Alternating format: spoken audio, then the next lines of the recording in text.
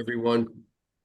Good morning, everyone. Welcome to Trot Talk with our guest, our trainer, Paul Kelley, today. We are recording this session for those that weren't able to tune in, and it looks like we have a nice turnout so far, and I'm sure more will be joining us in progress. So, good morning, Paul. How's everything going down there in Florida? I see it's 75 degrees, heading up to a high of 79. That's a lot better than we're doing here. Well, I wasn't going to bring up the weather. You did. So, yeah, the weather's fine. That's, I guess, in part one of the reasons why I bring the stable down here for the winter because, you can keep the horses on a uh, very regular routine. You're never weather interrupted. Um, so that's that's kind of a good thing for a trainer. You know what I mean? As far as mapping out a schedule and things like that. We don't have to outside of maybe severe rain days or something like that. We can pretty much stay right on schedule. Train a lot of horses up north, and you can do a great job up there too as well. So, uh, but there are times when you might not, depending on where you are up north. But when I was training in Saratoga area, there were times when we couldn't probably get on the track for a bunch of days. But anyway, it is what it is, and we're down here, and I just like the setup, and we've had pretty good success coming down here, training in the wintertime. Great. And who do you have down there with you right now, helping out? Oh, well, I have Wally Hennessy. You guys all know who he is. He's Hmm. basically my second trainer here. I've got a girl from Sweden that was here last winter, Hmm. and then she had to go back get new papers. She's back with me now for a year. Her name is Linnea Niren, and then we just brought on a new groom that has been in the game for a while. He's worked for the Millers, worked for Linda Toscano. I think he worked for Tony Alagna. So we just brought him in this past week, and that's Yeah, that's that's yeah. that's I don't have a camera on this thing, so they.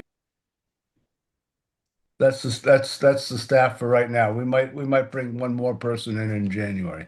Okay, great. For those that weren't on the initial Trot Talk with Paul back when we first started earlier in the year, we've since brought on a lot of new owners, and we're very pleased with our progress. Paul is based at Sunshine Meadows down in Delray Beach, Florida. And Paul, we a couple of our people were definitely interested in coming down over the winter, so we're going to Hmm. ask you, later on, whenever, tomorrow, the day after, whatever, if you could just possibly give us some recommendations for hotels in the area for some of our people. Okay, They'd like to sure, come down in February or March for sure. sure. And also, again, for those that don't know Paul, I just happen to pull his stats. I'm a stats guy, and I just wanted to give everyone a sense of how well Paul has done through the years. Primarily, breaking babies, developing them, and getting them to the big races.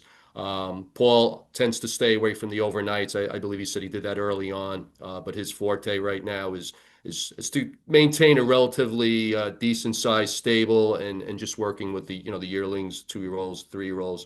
Paul had another stellar season in 2025. His UTRS was the same as last year, incidentally, which was 325.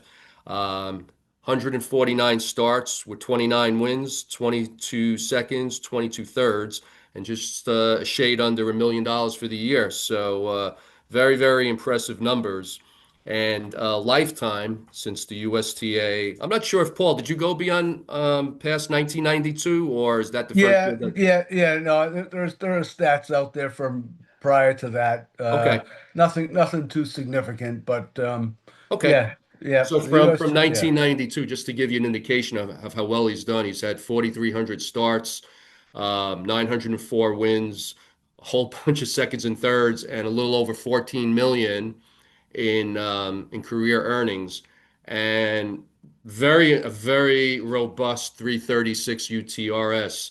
And I mean, for me, I'm very impressed with that number, especially when you're talking a lot of babies. So that tells me that's a good indicator that this man knows what he's doing as far as selecting um, babies from the sales and doing the right thing, developing them and getting them to the racetrack. So yeah, Paul, great job, and we're very pleased to be working with you. So at this time, I should introduce Pedro Baez. Be remiss if I didn't introduce Pedro, who is the founder of Go for Glory, and Pedro's the guy that's just going to take our ownership group to the next level, and we have a lot of good things happening, and you're going to be seeing more great things in the new year. So Pedro, you want to say hello? Hello, everyone. And Paul's a Paul. You always say quality over quantity. With your starts every year. That's why I think the percentage is so up. You always, you're not really. They're always in the right spot.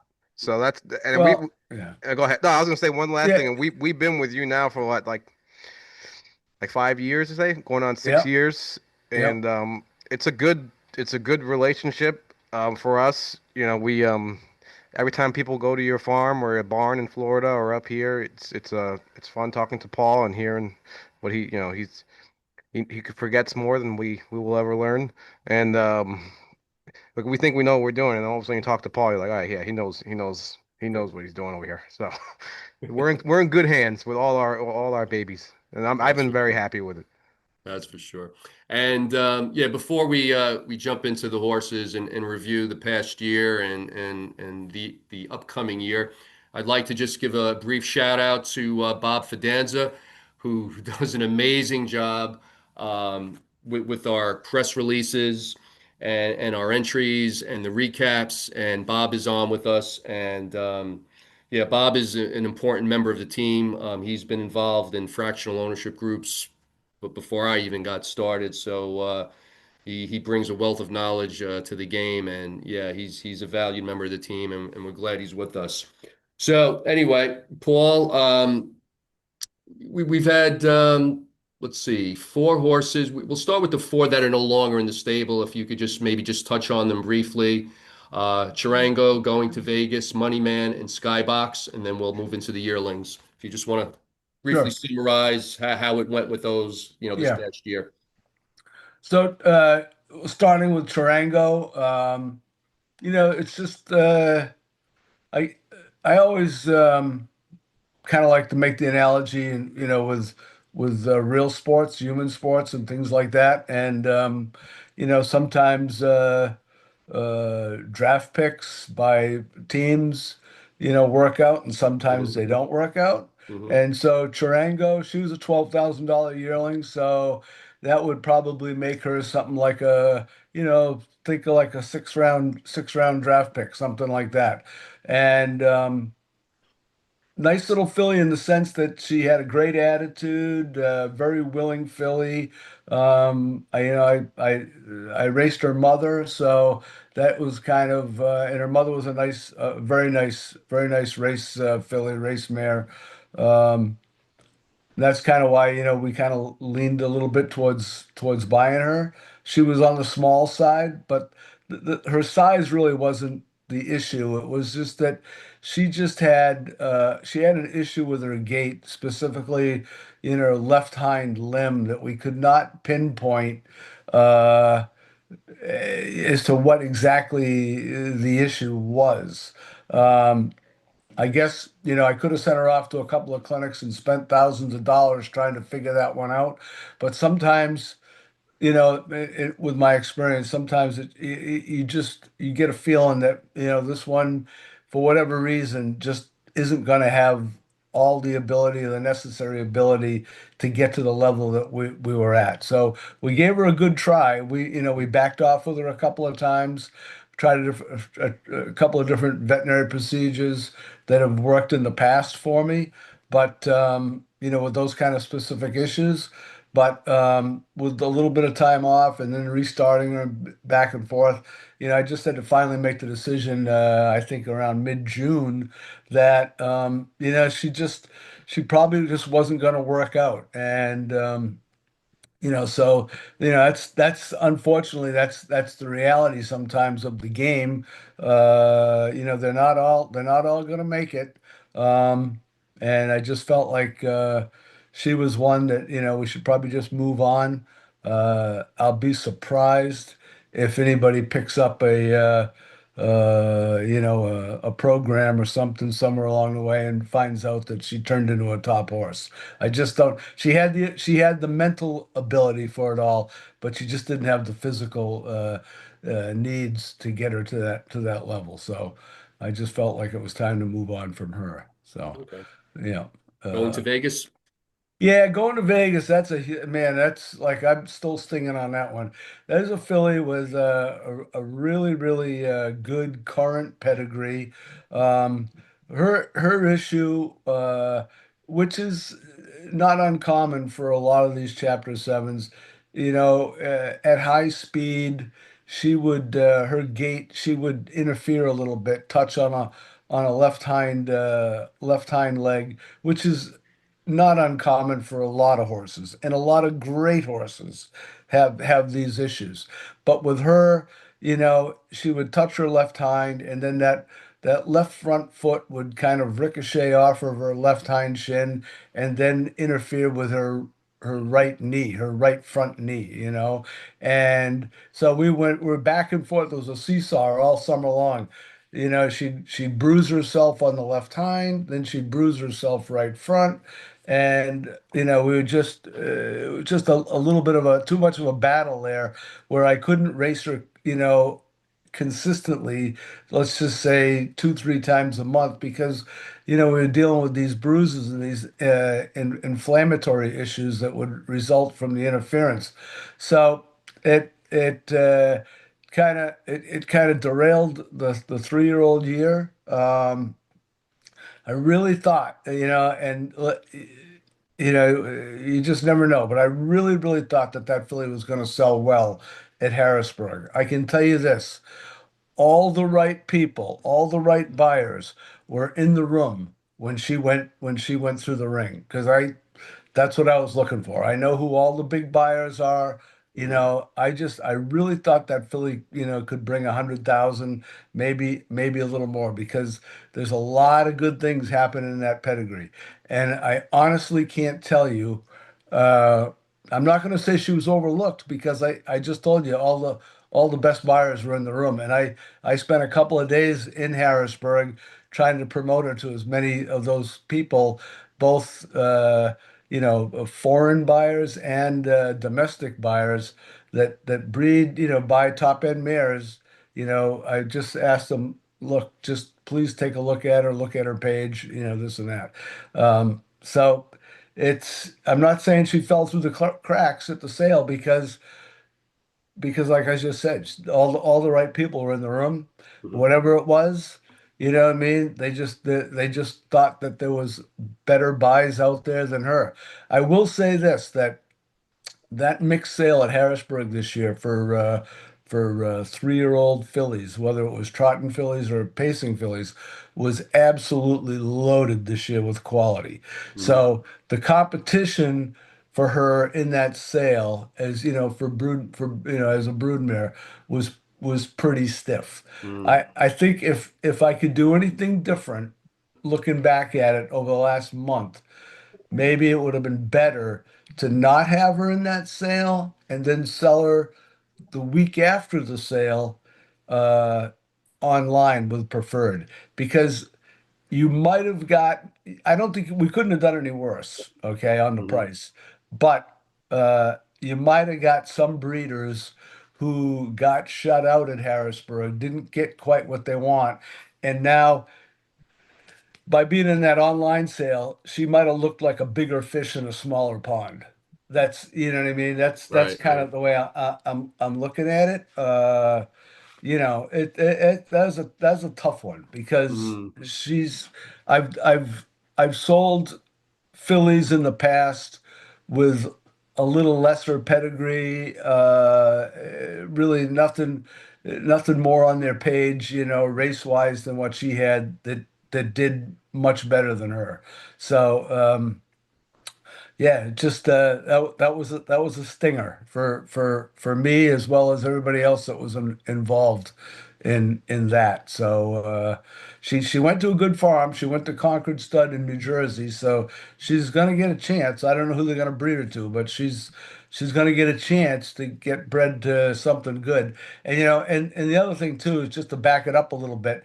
One of the reasons I really felt that she was gonna do well is that Steve Jones from Cameo Hill Farms had just sold a half sister to go into Vegas at the Lexington Select sale for 200,000. So and there was other fillies in that family out of half sisters to her dam or full sisters to her dam that have sold fantastic. So yeah, it's just one of those things that sometimes is very unpredictable with livestock, and like I said, all I can say it was a stinger when I were leaving Harrisburg. That I thought we had a pretty good week all in all. I was happy with the stuff that we bought, but I wasn't happy with the price that she brought. So Wow, interesting. yeah, Yeah, thanks yeah, for sharing that story with yeah, us. Yeah. Okay, let's move on to Money Man. yep. Really nice horse. He's another one that, I think, you know, he it would have been nice to keep him around a little bit, Hmm. but the reality is that he's going to become an overnight horse, and I think if Go for Glory could have bought him online at a little better price, Hmm. worked it out better, it would have been a good deal for you guys. But the reality is that with me, you guys are really invested more in babies and bringing along 2 and 3 year olds. So he just didn't fit the Right. long-term plan, for my stable. But he was a $45,000 yearling. We didn't spend a lot of money on stake payments with him. We were very conservative, kept him eligible to New Jersey, any of the New Jersey events and the Massachusetts events. And there was a couple little outside events that we kept him eligible to, but he was a $45,000 yearling that I think in 2 years, what are you at, 190, Pedro? Something like that? Yeah. Yep. So, I mean, if we could replicate that, what with one horse each year out of the group, that would be fantastic. You know. Absolutely. Yeah, we definitely liked him and we were Yeah. hoping to retain him, but Yeah. we have our limits and Listen, we it's stuck just to it. like everybody just think about it in terms of sports. Like Major League Sports, a lot of them have to work under salary caps. Hmm. Hmm. Well, you guys, everybody, we're all under salary caps to a certain degree, right? So Exactly. you got to put prices on horses and be realistic. You can't, you can't really you can't fall in love with them. Just like a general manager can't really fall in love with his best athletes. They are what they are, and you try to get the most out of them while you got them on your team. But Hmm. there comes a time where their contract has to be renewed, and if he can renew it at the right price, then okay, yeah, we can make that work. But when you have to pay more, or you start looking at it like that, then the reality is that you got some horses you got to move on and Hmm. start anew. And Absolutely. the Yeah, big and the big that's a great analogy.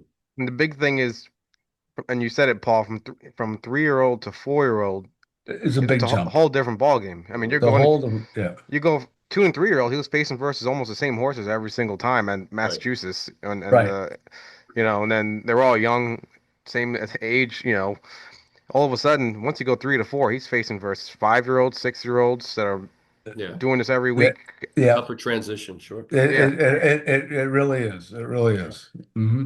Okay, let's talk about Skybox. Yep. So Skybox, he's another one where I had his mom. I raced his mom. She was a really nice 2 year old filly. We had one other filly out of that same mare, Goddess, that was okay, but really didn't turn out like we had hoped. But Skybox had a really good 2 and 3 year old year, and There you go. He's a perfect example of that 4-year-old transition Yep. year. Okay, so now rather than erase it against all 3-year-olds, let's say New York Excelsior, those kind of horses. Now we move him over to Plain Ridge or even at times at Saratoga, and as a 4-year-old, it's he's racing against horses that are maybe more experienced or a little older, a little stronger than he is right now. I think that horse, you know, uh, he's in great hands right now, Rob Harmon, and that horse probably, I, I'm not afraid to say that a new set of eyes on that horse, sitting behind that horse and working around that horse, is probably the best thing for that horse right now because I've had him in the barn since he was a yearling, and I'm not saying that we get complacent, but you get to a point where you try this and you've tried that, and you start to kind of run out of ideas, or as a trainer you kind of get stuck in a rut with a horse, and you keep maybe doing the same things over again, or you just don't have maybe the same imagination that you need Mm. to correct a horse like that.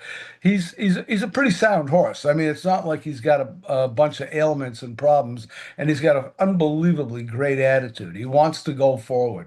Mm. So I think, going forward, listen to Rob, because he's got to have great advice. And like I said, hopefully, it just could be a couple little subtle things, little subtle Mm. changes that can make all the difference in the world. Again, I'll equate it to sometimes like I always equate everything to sports because that's what I know the most of, and we're dealing with equine athletes, but golfers all of a sudden, they lose their swing. Baseball batters they lose their swing. There's always those little nuances where athletes can go through slumps and whatnot. And I just think that that's really where this horse is at. And some of those slumps could very well just be man-made, meaning me, Mm. you know what I mean? Or, just something that a little thing that we just missed or an oversight or whatever. But Right. uh, he's in good hands, and I thought he raced pretty good for the first start over at Saratoga. They looked like Mhm. Jay he got a little hot going through the Yeah. Yeah. first 3/8 or of the Yeah. mile, and then he got him kind of settled down a little bit. But and he just on the very end, he just kind of maybe got a little out of gas. But I think what's he Mm. racing tomorrow? Yeah. Is he in tomorrow? Yeah, yeah. Yeah. Yeah. I talked to Rob the other day. You know what I mean? I tell Rob, everything I could, all the history of the horse, everything I know. But again, like I told Rob, I said, you're the trainer now. You got loads of experience. So I mean, Yeah.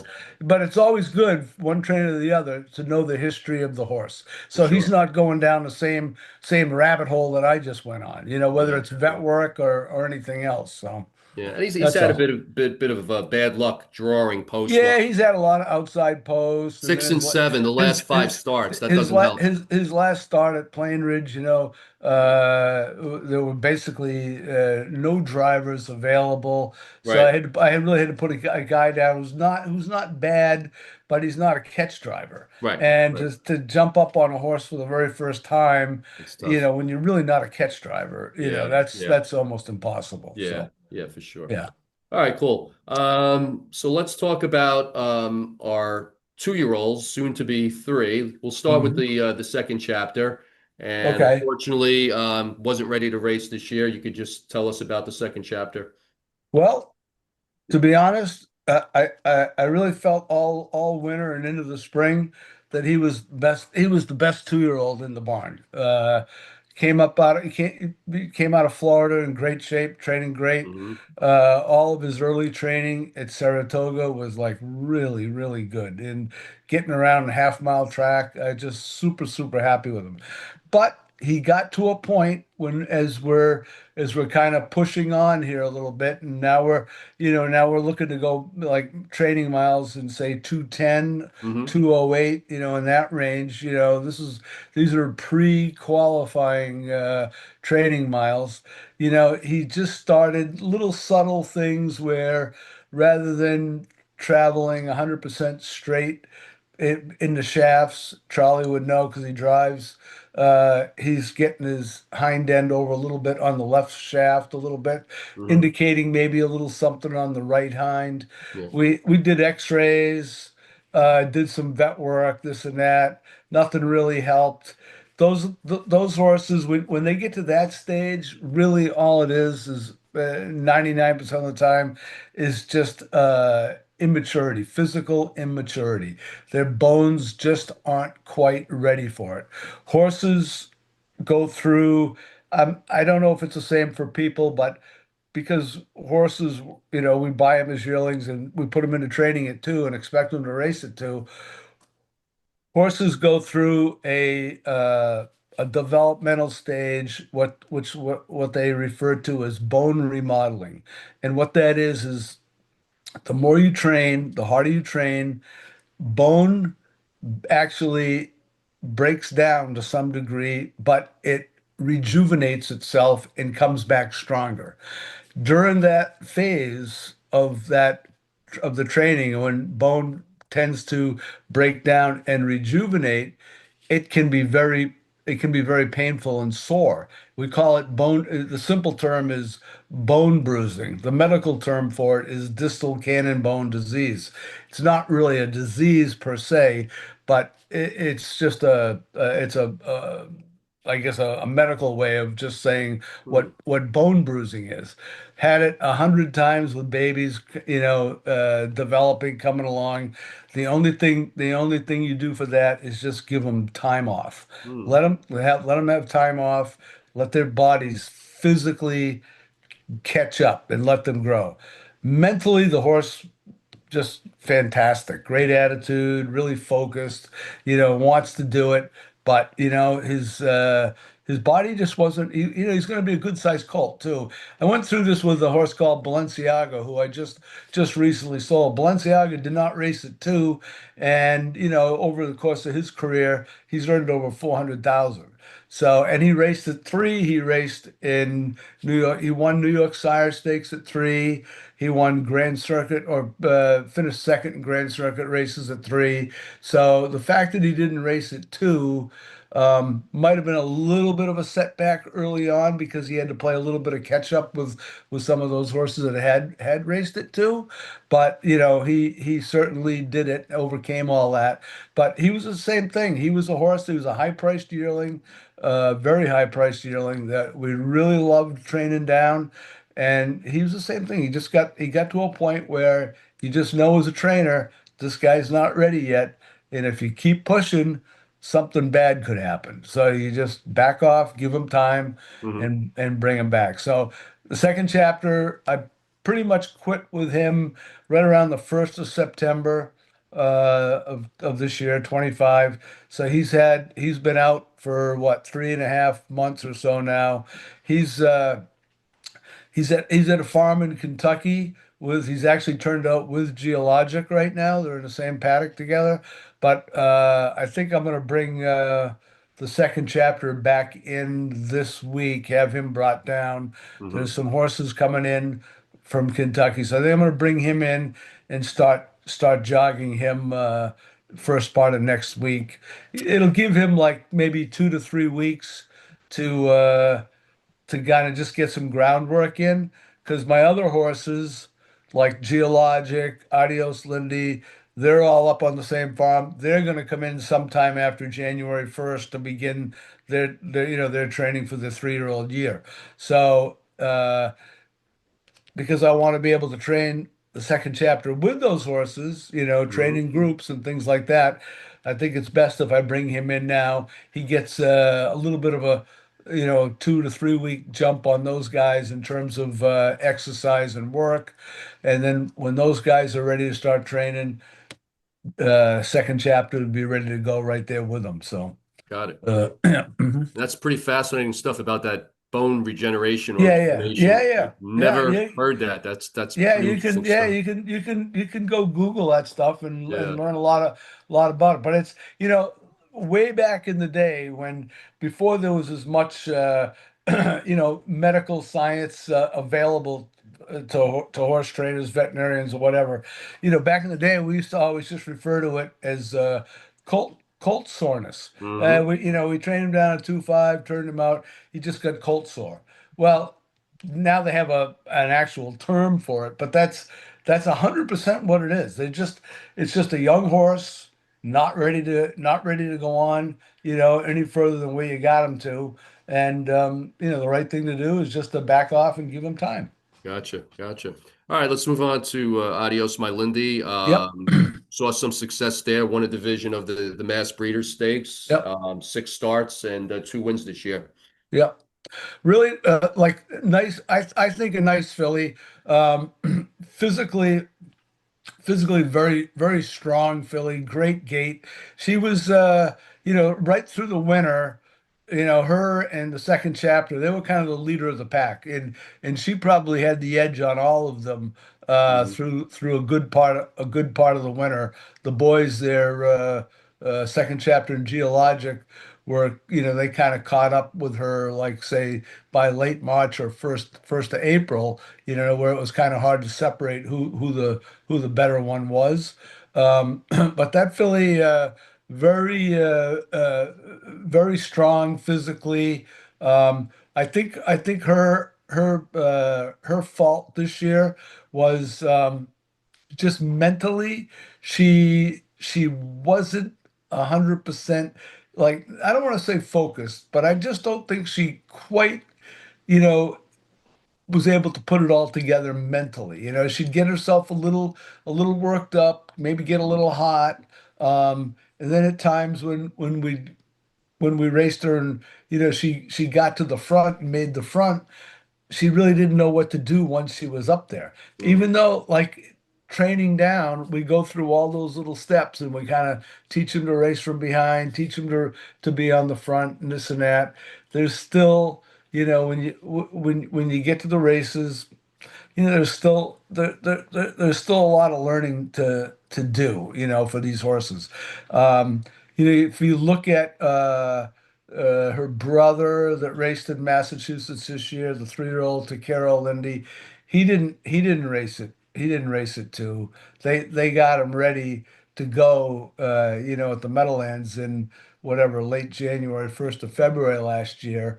But he didn't. I don't think he got there at 2. I think Lindy Farms actually was racing a 4-year-old this year that might have got there at 2, and then things went awry, and he had a bunch of time off, but they liked him enough to keep him around.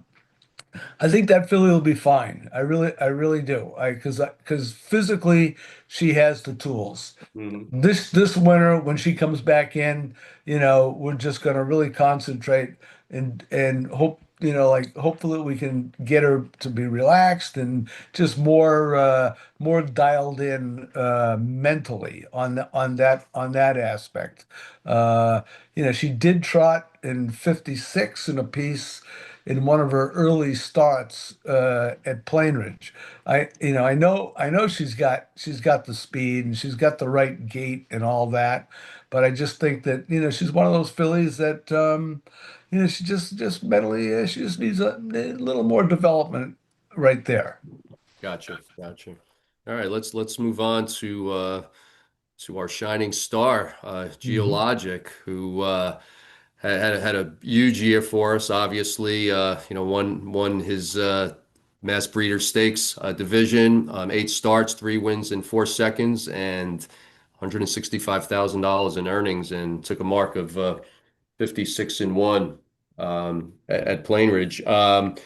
Were you surprised by his success? Did he exceed your expectations or meet them?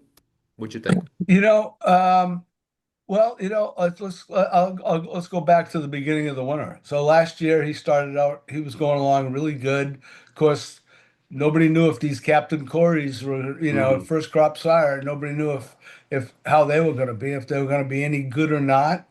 So that was kind of a little bit of a mystery. But he trained down really well.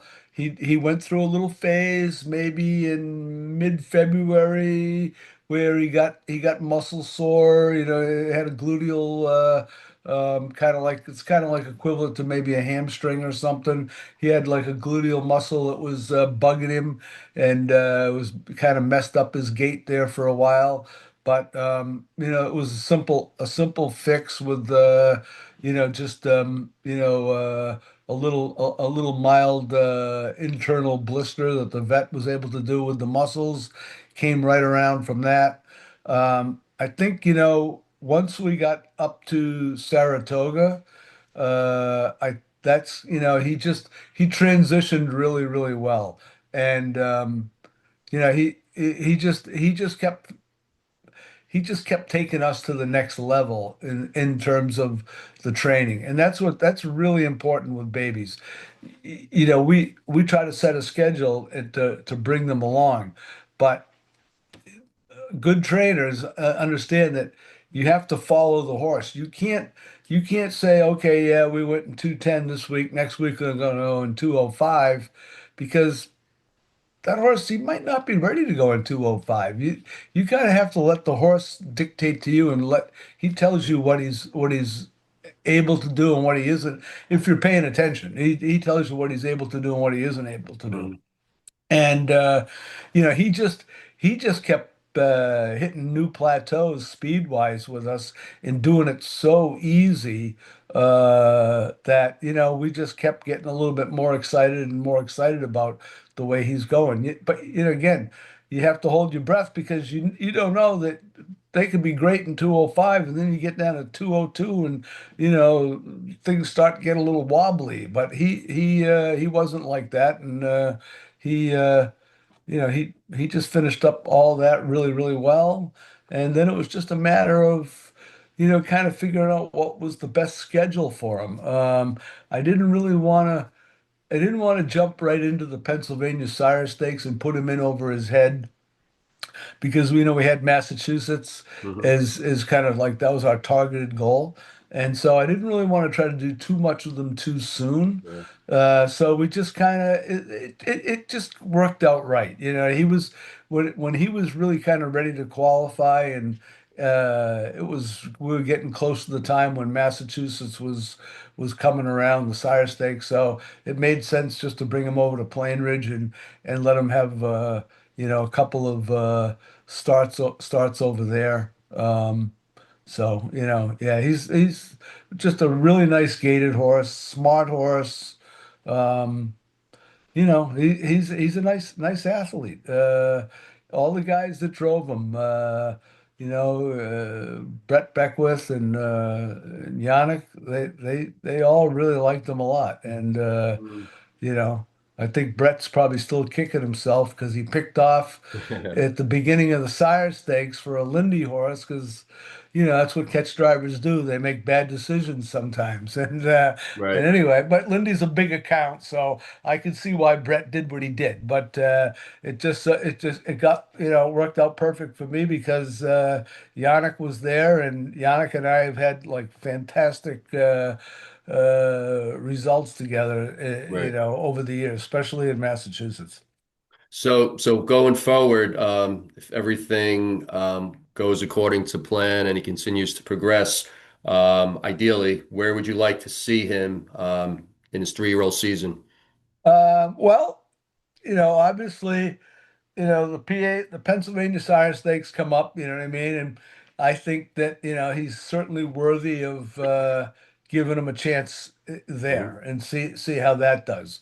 Obviously Massachusetts is the end goal, Mhm. and we do the same thing like we kind of did with Moneyman this year. Moneyman really wasn't good enough for New Jersey Sire Stakes. We tried him there. We gave him a shot. And he did finish second in one leg, but the truth of the matter was is that he wasn't up to that caliber of competition, so had to scale it back, pick some softer spots with him, so that when Massachusetts did come around, he wasn't tired, and raced Yeah. out. So because management is so important when you look at it the whole year with each horse. So in Geologic's case. He's going to come in, he's going to train down. Obviously, the PA Sire Stakes that's going to be on the list of races. I'm going to throw something at you guys that I don't even think I've talked to Pedro about this one yet, but um, it's all going to be dependent on how the winter goes. Things can always change, but I'm not going to rule out the possibility of maybe shooting for. There's a race at Oak Grove. Eliminations are Kentucky Derby Day, like just say May 4th, and then the finals the following week. That's like it's a new race at Oak Grove where I think the final goes for about 400,000. Mm. All right. And then they have a Philly division as well. So maybe Adios Lindy fits that too. Who knows? But it's in the back of my mind to at least think about those races. Now, the Oak Grove race, it's a new race. And what they've done is they've created a bunch of how should I say it? Kind of like a free pass to certain horses that won big races this year. So New Jersey Sire Stake final winner, uh, Indiana Sire Stake final, New York Sire Stake final. They left out Massachusetts for some reason, but Mm. Kentucky, the winner of I think the Brews Crown, all these big races, all those horses kind of get like a pass Mm. to go into that race without having to make any of the early payments. Okay. Okay. But here's the deal. None of those horses will, in my estimation, none of those horses will show up because it's too early. All those horses that I mentioned, for the most part, 90% of them all probably have the Hambletonian on their Mm. that's their target, right? Right. A good portion of them do. Mm. So I don't think, and I talked to Yannick about this, and I don't think that, those tier one type of 2-year-olds, I don't think you'll see too many of them aim for that race because it is early. But, for us, the PA Sire Stakes start right around the same time. So we kind of have to be ready at that time of the year if we're thinking about going to PA. So maybe if it works out right, we aim geologic, maybe Adios Lindy. We'll see, but maybe we aim geologic for that race and see. To me, he's got the mental capacity to show up anywhere and not be flustered by new surroundings. He's really good gated to get over really any kind of track. So I don't think it's a situation where I have to worry about can he get around that track versus this track or this Mm. or that.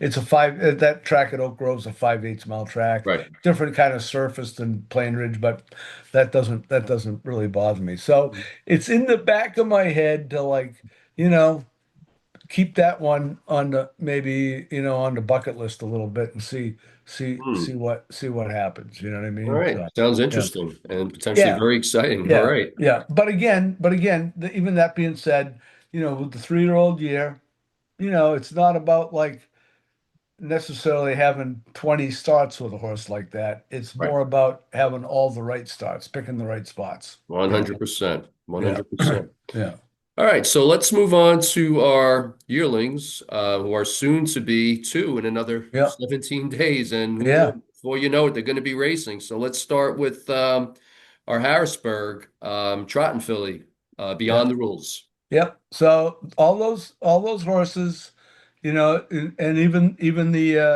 the Lexington babies, I sent them all. They were all at a farm in Kentucky with a friend of mine. That he got them started. He breaks them, gets them used to the harness the first time, and Mhm. they line drive them and all that. So and put them in the cart and start jogging. Those guys all came in last Tuesday. They all arrived here in South Florida last Tuesday, and they all started jogging. As long as they were healthy and all that, no temperatures and whatnot, they all started jogging on Wednesday. She's she's been really, really nice to work with. Hmm. Again, we're talking like I'm only 4 days in with these guys, but been really nice. Just kind of floats over the ground, nice and easy. She's a half sister to Geologic, so hopefully there's a little magic there. Yeah. That her dam crystalline has pretty much produced some decent 2-year-old speed and whatnot. With all of her babies. So yeah, we're gonna hope for the best here. She's by back of the neck, who is a really nice horse, but he's a first crop stallion. Right. So, again, we don't know what kind of a stallion he's going to be, but just I don't really worry about that right now. I just I like the fact that, she's out of the same dam as Geologic. Yeah. She seems to have a really good, head on her shoulders, not just transitioned well from being in Kentucky to where we are now. And there's a lot of horses out on the track, on the training track here, so they get to see a lot. And yeah, she's doing really well. So I Good. think we're off to a reasonably good start with her for sure. Good, good to hear. All right, so at Lexington, we made a big splash. We picked up two trotting colts, Yeah. two trotting fillies, three of them by international money. So let's Yeah. start with the other two trotting colts, Love and Louis V and On Tap Lindy. What can you tell us about them too? Well, Love and Louis V, he shipped. First off, he is going to get a new name. Not really sure what it's going to be yet. I'll be honest. I'm thinking something sports related. And like a one word type name, not like you know, 3 word name or something like that. I got some ideas, but I'm Hmm. not ready to throw that Divulge out them. out there yet. You know what I mean? Plus, I got to check with the USDA and see what some of What's those names available? might have been taken, or they might Right, not be. Whatever. You can't use right. them there. But anyway, so that guy, he's the only one of the bunch right now. He's shipped in. And he got a little bit of a fever. We call it like a shipping fever coming down. So he's fine and he's going to be fine. But think of it in terms of just like kids. There's 20 kids in the classroom, 30 kids in the classroom, and a couple of them have like runny noses and coughing and sneezing. That's kind of where he's at. So Hmm. I haven't really done anything with him yet because it's the weather's warm down here. He's coming from a cooler climate, Hmm. and he came down with a little bit of a fever. So we're just treating him with basically an aspirin type product just to keep his temperature Hmm. and normal, as close to normal as because what happens is like you can give him like this aspirin at 6 o'clock in the morning. Let's just say his temperature is at 102.5 or 103. It should be somewhere between 99 and 100. So it's elevated, right? He's eating good, but it'll elevate.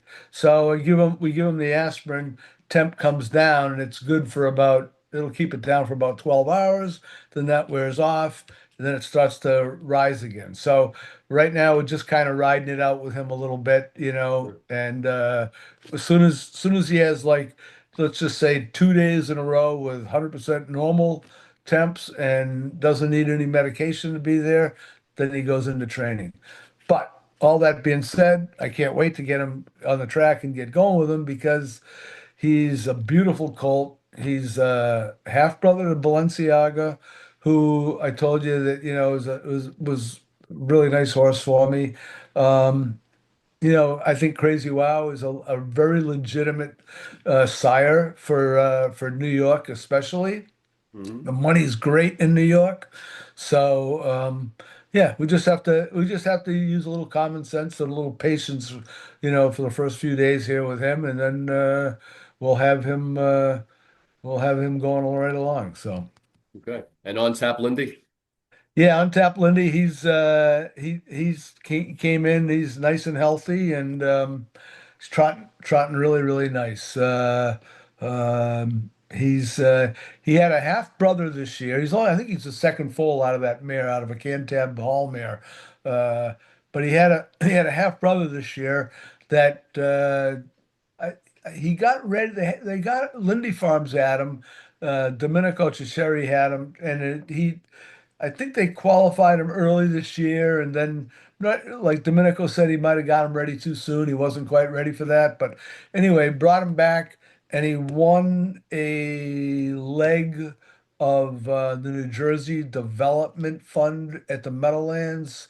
Let's just say about a month ago, Mhm. and he won that. Dexter drove him, won in 54 and a piece, and then came back, and I think he was second in the final for that.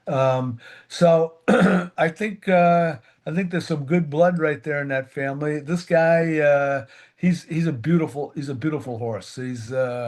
I really liked him when I saw him at Lindy Farms. Just big shoulder, big hind end on him. He Mhm. seems to have like a really nice natural gait. Um, just yeah, he's off to a good start. Really, I'm really happy with him.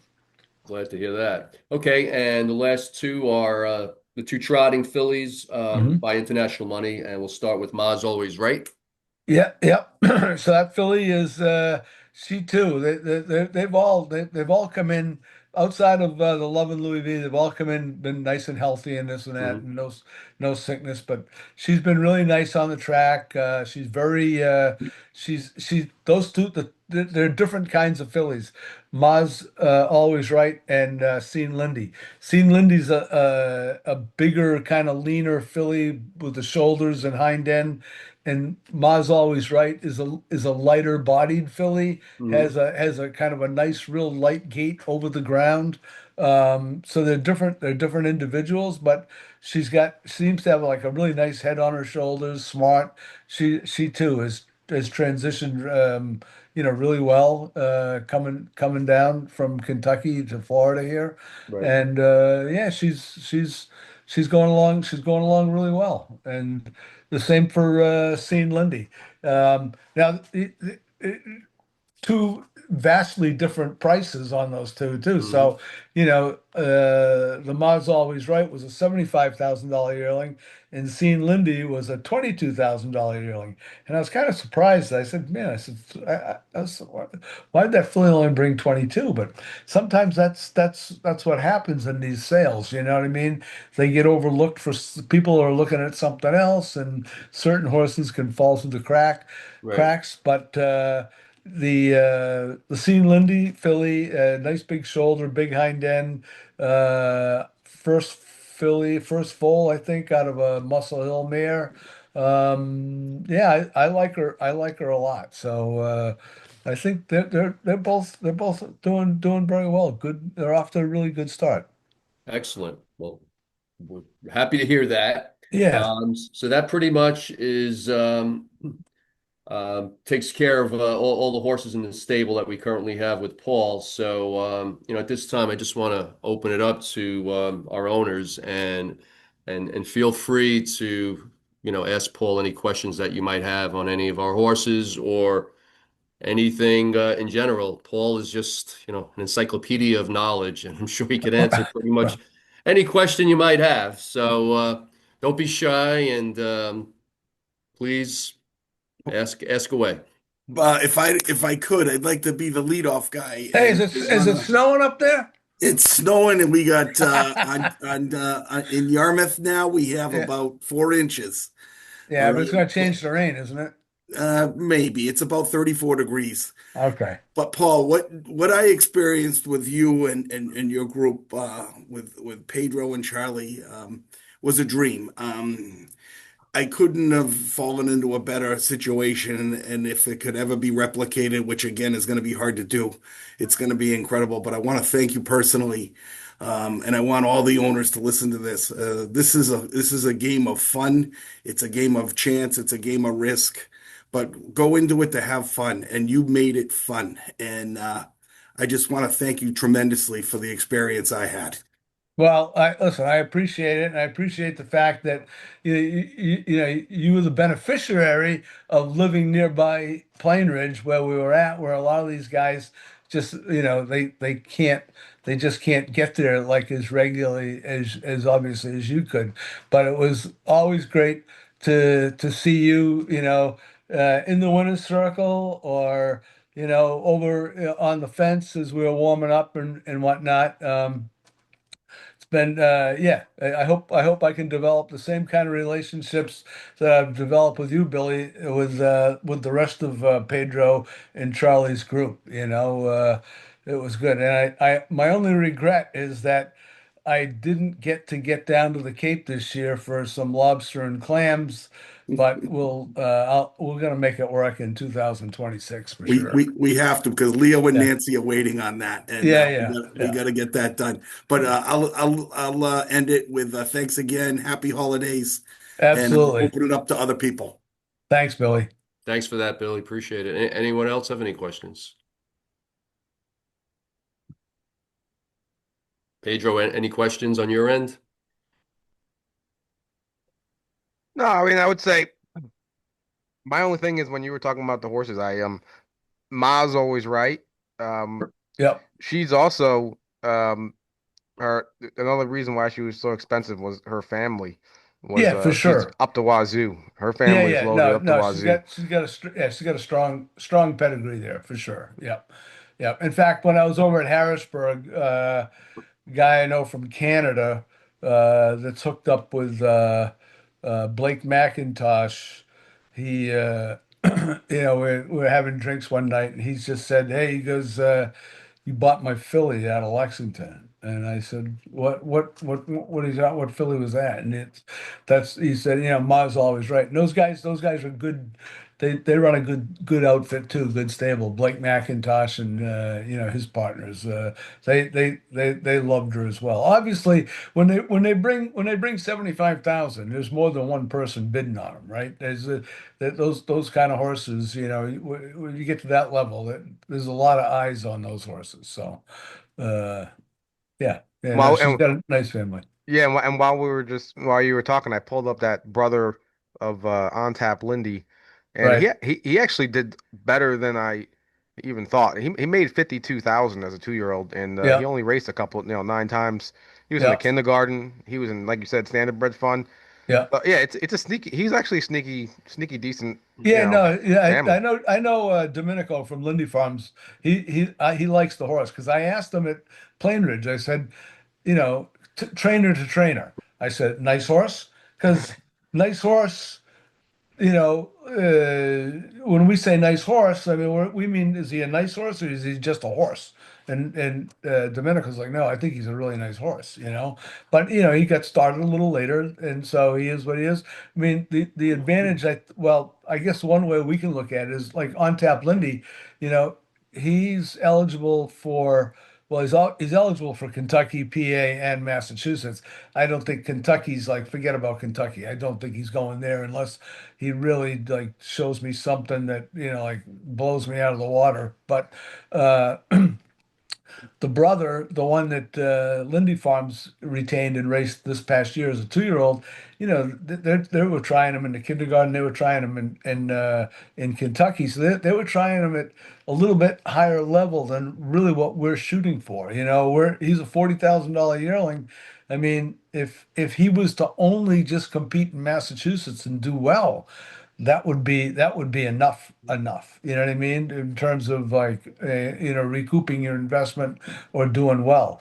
But obviously Pennsylvania is going to be, we're looking, that colt will tell us, let's put it that way, what he's capable of or what he's ready for, and that's how we'll go. And I guess last but not least, unless anybody else has a question, you're still thinking about arriving back to the north around like April, Yeah, so, mid-April-ish. yeah, I mean, that's again, a lot's going to depend on what I decide to do with, let's say, horse like Geologic, Adios My Lindy. If I decide that, we're going to take a swing at this thing at Oak Grove, then that would mean that I would move everything there. The farm that they just came from, if is a beautiful farm in Kentucky. If I could go there for a few weeks to race those horses, finish up on the training part with the other ones. I mean, there's a lot kind of in play, because other horses have different needs and different schedules. So, those are decisions that I got to be able to make over the next, coming months. But, there's a distinct possibility that rather than coming from Florida straight to New York, it could be Florida through Kentucky for a little bit, at least some of them, and then on to New York. So, Okay. yeah. Does anyone else have any questions for Paul? If not, okay. It's been about an hour, so I'm sure everybody's got things to do. Even though there's a lot of snow out there, Christmas shopping or whatever you have to do. And I know it. Billy and I have been watching the Patriots. oh yeah, oh yeah. 59 more minutes, Paul. It's been a great season for them, no doubt, no doubt. But I'd like to thank everyone for tuning in. And Listen, I want to thank each and every single one of you for being a part of this. Okay, not just Pedro and Charlie. What they're doing, for all of you guys is fantastic, and their communication level with me is like first class. I try to keep them up to speed as best I Mhm, can. We're gonna try to get some video content out over the winter so you guys can kind of see what we're doing on a daily basis, or at least maybe a couple days out of the week or whatnot. We'll edit out all the bad shit, and then mhm, just kidding. But yeah, I want to try to keep all you guys as involved as possible, because mhm, that's what a fun is. And I know that, like, when you're involved with me versus involved with Rob, Rob's got the racehorses. There's kind of like action going on every week. With me, it's a little bit more of a waiting game. It's just totally different. But mhm. anything I can do to keep you guys, more involved and more entertained throughout the whole process, that's what I'm going to try to do. Well, thanks a lot, Paul. I mean, we Yeah. really appreciate it, and you've been great. We've Well, loved it's working mutual. with Yeah. you. Yeah. And yeah, we look forward, to the new year and lots of good things. And again, thanks for coming on, taking time out of your busy day. And we wish you from the group, happy holidays and Right nothing back but the at you. Yeah. best, continued success. And we'll talk soon for sure. Sounds good, guys. All right, Thank everybody, you, stay guys. Thank, well. thank you, Paul. Okay. Have a You good day, bet. All everyone. right, All right. stay well. Bye bye. Bye bye.